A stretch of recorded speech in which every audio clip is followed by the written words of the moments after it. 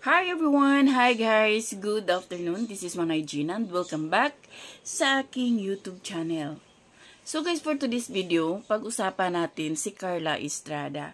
Kasi sa interview niya kasi kay OG Diaz, maraming mga netizen ang nagsasabing para daw sinasabi ni Carla na walang kasalanan si Reggie, or bakit parang tinutolerate, bakit parang hindi nagkamali yung anak niya. Basta maraming mga komento na mga negatibo.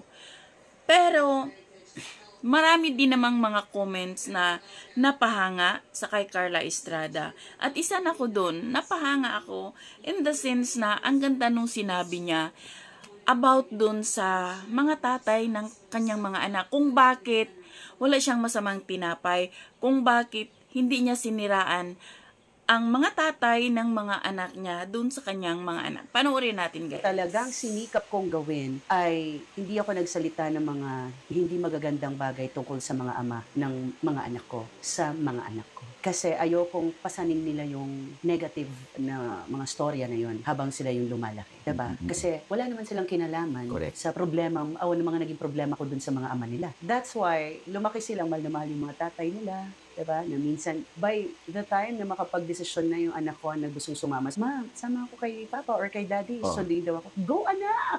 Hindi kang pera ha. Hindi lang lang.